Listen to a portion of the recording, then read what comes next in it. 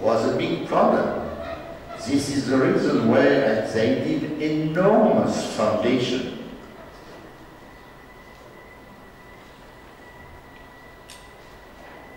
We tried to do a 3D reconstruction. It is a very long work because of 1,400 columns. It's complicated.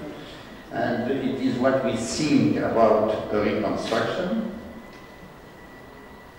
With very complex wooden old trees and wooden pieces for the roof.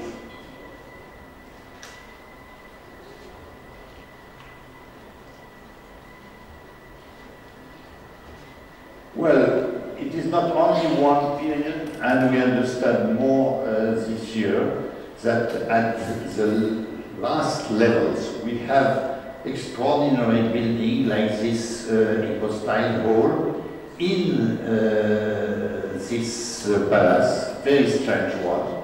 And the hypostyle hall are not frequent at this period in Egypt too. And it is extraordinary to see such a building with a throne also here. I still don't know if during this period there is only a part of the columns still in situ, still in place, 50 meters long, by 25 meters, 30 meters wide. And here you have the work of Thutmose I with 150 columns.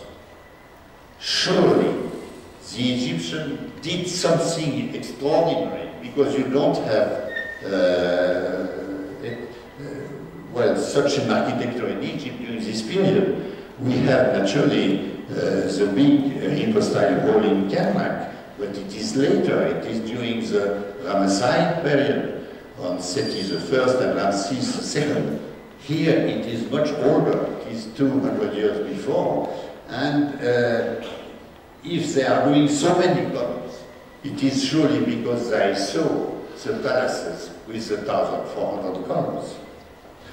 You can see also the complex of food in the old palace. The new palace is done also. And this temple, naturally, we learn, we work a lot in this temple to understand this period, to understand what is Egyptian really, what is Napatan, what is Meroitic. But for the oldest period, actually, we understand that we have inside many remains, very difficult to see because these temples are done partly in stone, and we have to understand the mud brick remains in the middle. This shows you an idea of what we found for the columns. And these columns are generally preserved only at the level of the passage, the takka. But in some cases, we have pieces of elevation, in this case of small columns during the Hatshepsut period. We will see that afterwards.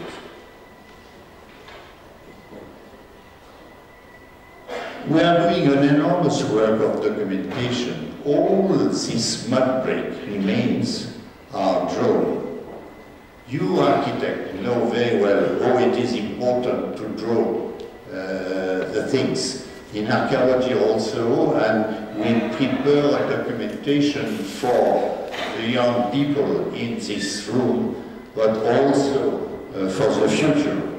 And you can see in this case, this enormous palace done by the Egyptian in this case. And it is done here for Thutmose I, and with enlargement by Hatshepsut, the daughter of Thutmose I. But one thing is extraordinary. In the throne room, very small here, you can see one seat for the king, two are the seats, in the middle an offering table, and the columns for a canopy a day in this throne room. Exactly the same feature that we have in the palaces of the Nubian or African, you can say, people.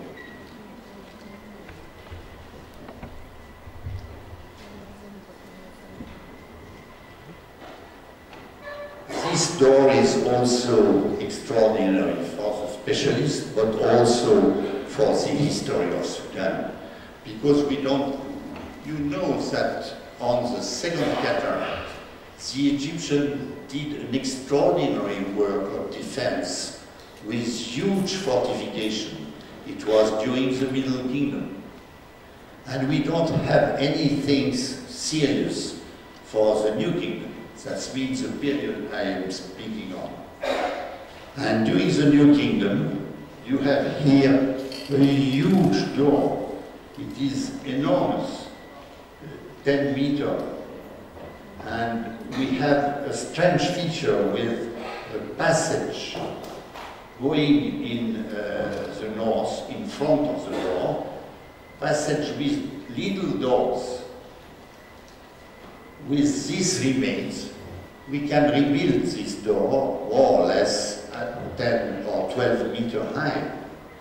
A very huge thing with 2 levels of passage.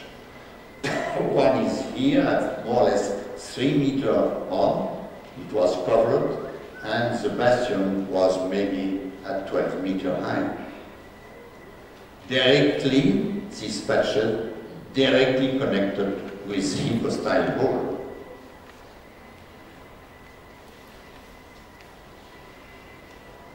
We did the restoration of this door this season.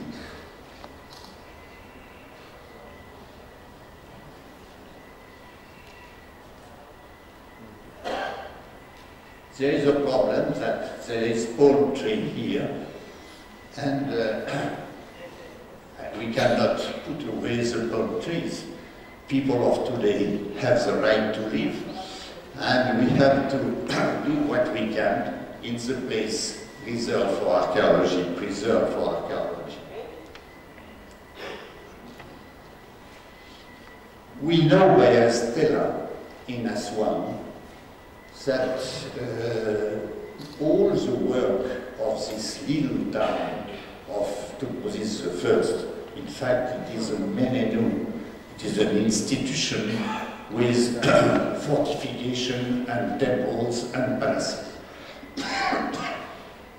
We know that the king of KERMA, with the help of 2 other kings, is destroying completely the work of Thutmose I. And this coalition gives us an idea about why before we have these big palaces. Probably the palaces were used to have people coming from central Sudan to help the king of KERMA to defend the land of Nubia. And this is naturally completely new, and we try to prove it. Here it is an idea about the time of this coalition, and as you can see, they are building a completely new complex of fortification. Very strangely, here in this religious quarter, who Thutmose I keep it, and this coalition did new kind of fortification, and around also new kind of fortification.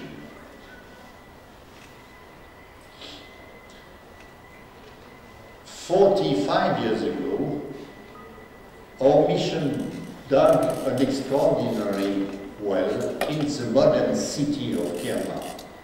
It is still preserved, like you can see here, and this well is, in fact, an enormous royal grave, a tomb of one of the last king of KERMA, probably one who fought against the Egyptian in the Kigel.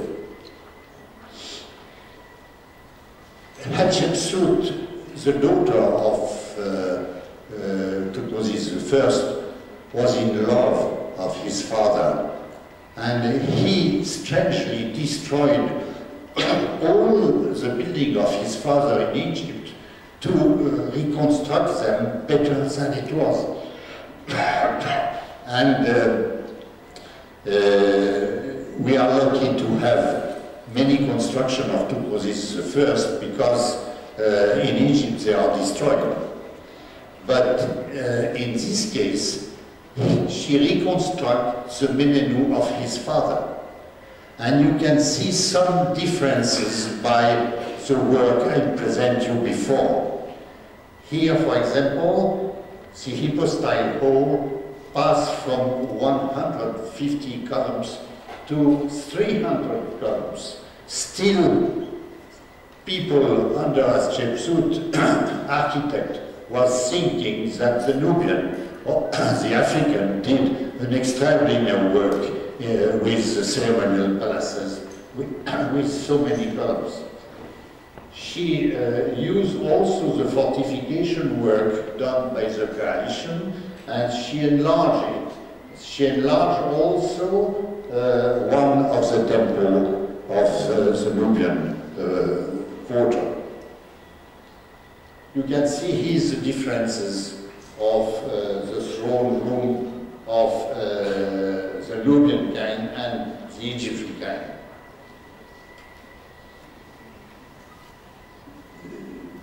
For the people who didn't came with the troop of Hassan in Nukigel 2 weeks ago, you can see here what we are doing to restore the remains, to show the importance of this architecture.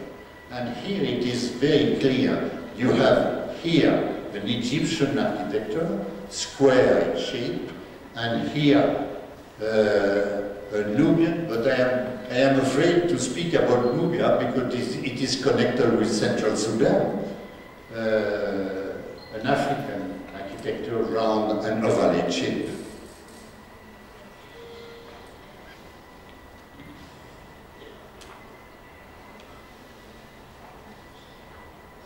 Under Thutmosis III, there is a new situation. The peace is in the country. The Egyptians are strong enough, and they rebuilt the wall of the city, and they enlarged the city to 400 meters. But this part is now destroyed.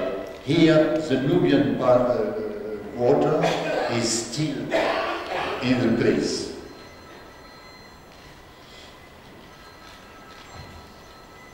Well, I think that I am going too long.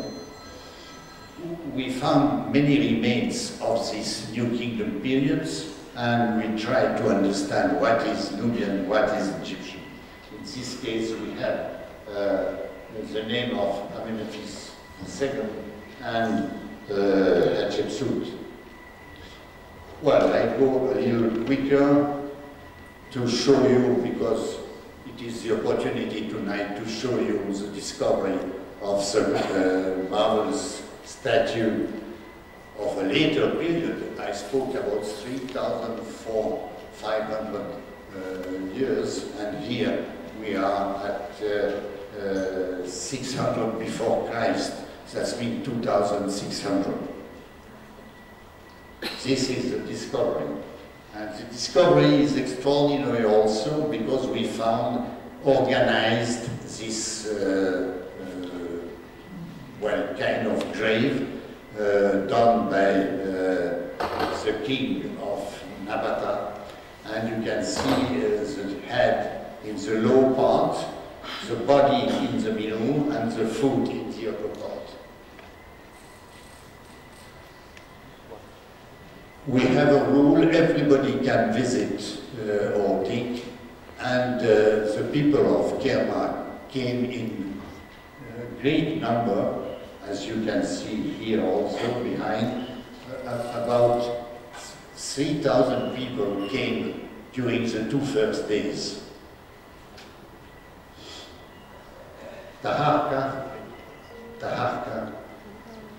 and this is the actual view of the quarter. You can see here the hole where we found the statues, between two temples, in what part we call the Mansion of Gold. Well, I will just, it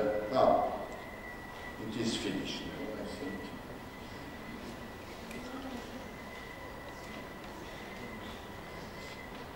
Well, it seems to be finished.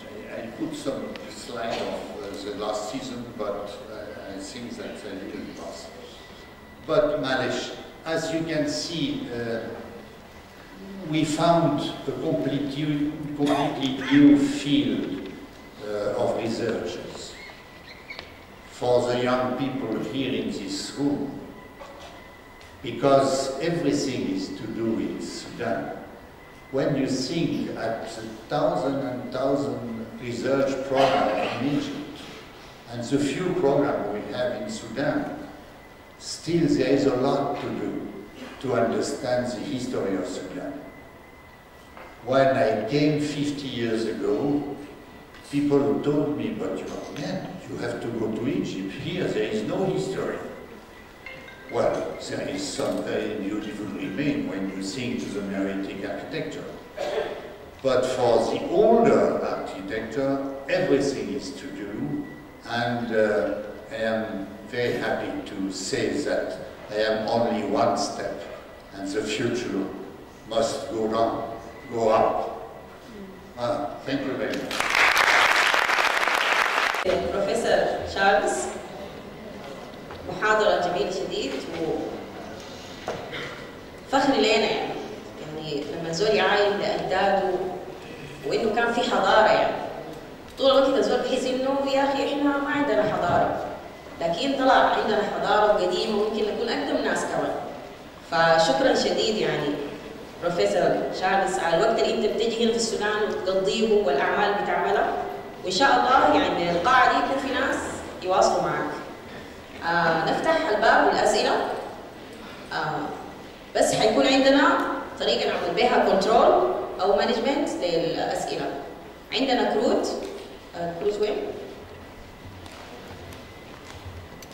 These are seatings. You know, you have a seating for the king, and the rest of them is just, you know, a high build-up, like a seating for the people in the community center. Because if you look at those halls and you look at the number of columns, you will hardly have anybody there. It's so big that you find the whole space. Thank you. You are absolutely right. In this palace, it is one my lady going inside the small part of the columns. It was not a lot of place, and he told only my old women had the right. Is very important, also in West Africa, and probably this. But I accept any hypothesis. باحث في التراث المدني. Thank you for meeting you for the first time, and I was following whatever you have done before closely. My question is, are you optimistic or pessimistic that what you are planning here will be completed soon and you will find help from the international community?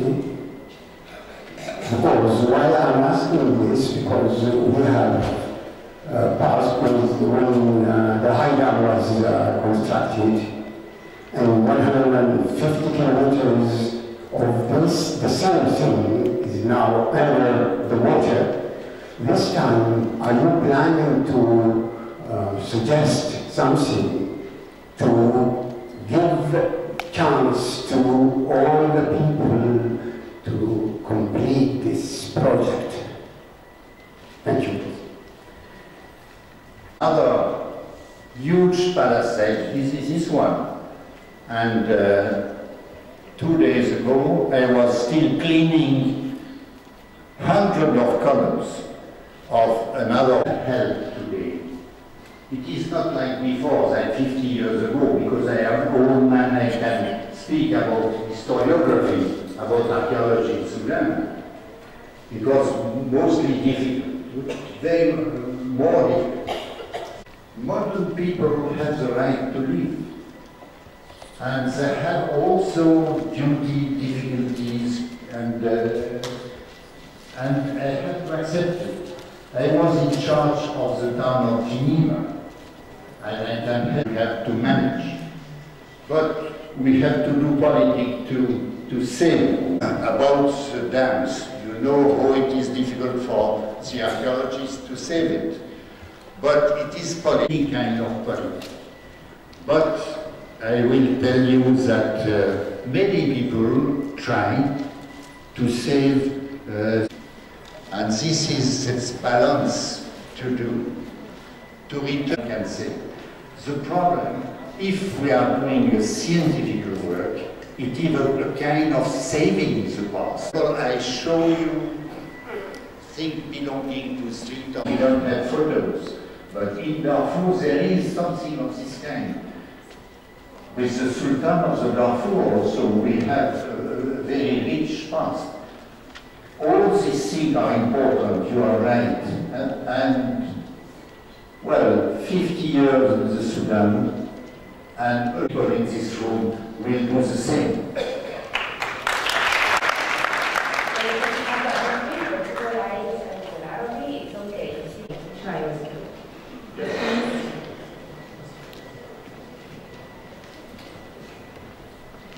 Culture is so different from any other was found in here, like the pyramids of Meroe or other things in here. What's make it so different? 400 before Christ till 400, more or less 400 after Christ. I saw the Sudanese period. And in Egypt you have the pyramid, 3,000 years. You have the temple. Compare with Egypt past, we have to compare at the same period. Naturally, of this period, and I am very happy to see the temples to understand the beginning of the history. There is a main problem, maybe you don't know it. History is done with the text. Well, and we added at the history something else, like I am doing. All universities, and sometime arrive one Charles Bonnet in KERMA, and he's telling what, but they accept it because it is through Egypt, and we have against Egypt. Speaking about huge, for me, it is history, but we must be accepted by the scientific. I was told. It's my turn now. Technology isn't protected, and that our artifacts are being stolen or removed, whether by intention of grave diggers, grave robbers, or during the gold mining. So how much of that is a real issue in Sudan regarding the artifacts and the relics? Thank you. Well, but as I told, the main problem, if we must keep it, well, to preserve the past, as I told, I think that it must be a connection with living people and the dead people. That means education of the biggest site in Europe. But still, I have thinking, why this work for, we have to be pushing history and changing the country in a museum.